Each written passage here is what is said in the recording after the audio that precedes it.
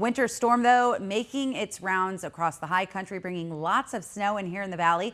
We've gotten measurable rain at Sky Harbor. Finally, this is what it looked like earlier in northern Arizona this morning. The video was taken at Sunrise Ski Resort, where they're expecting at least 16 inches of snow once the storm passes completely. And of course, Arizona Snow Bowl seeing a bit of the same. These are some live images from their webcam this afternoon showing the winter wonderland, and skiers and snowboarders wrapping up a very busy day. 34 runs open in total. Very significant snowfall. As you can see, people taking full advantage of the fresh powder on the ground. And we do have team coverage for you, as we have since yesterday on this weather impact alert day. Up first, 12 News journalist Gabriella Becerra, who's been live for us in Flagstaff for the past couple of days.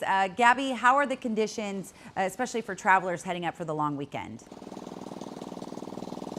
Hey, Rachel, the snow's been fluctuating all day between a light flurry and some heavy chunky snowflakes, but at times, like right now, the sun has been peeking through the clouds, and that's melting the snow pretty quickly.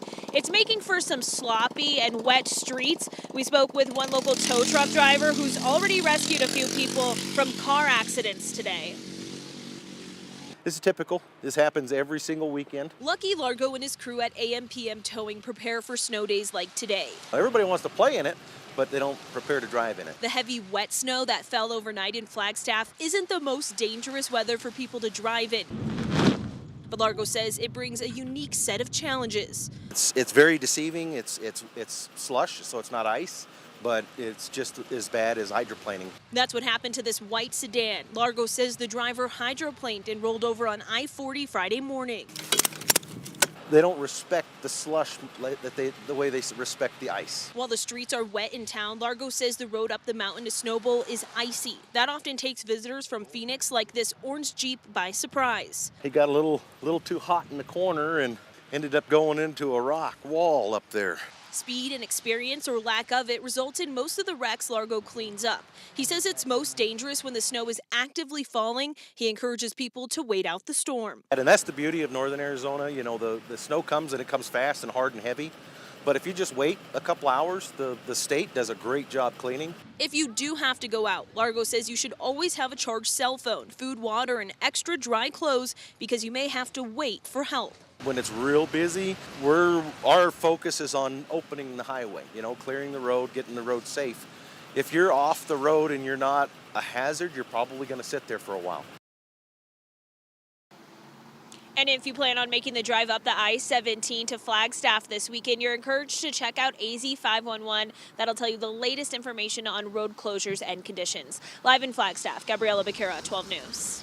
Gabby, I know you were up there a couple of weeks ago. Are you more impressed this time around with some of the conditions that you got to cover?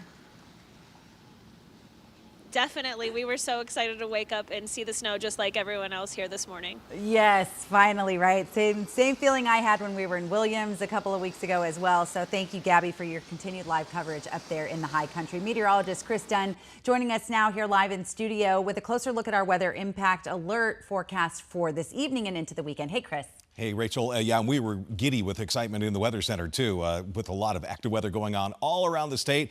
In fact, from the Valley to Sunrise Park Resort to the Grand Canyon to the north and Prescott in between, everybody getting some active weather out of this. Prescott, by the way, it was just rain.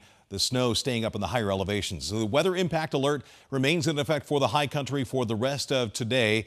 Rain, snow, and gusty winds. Our snow elevation 5,500 to about 6,000 feet, and also some rumbles of thunder in the mix in some areas as well. So use caution on the roads if you're traveling through the high country.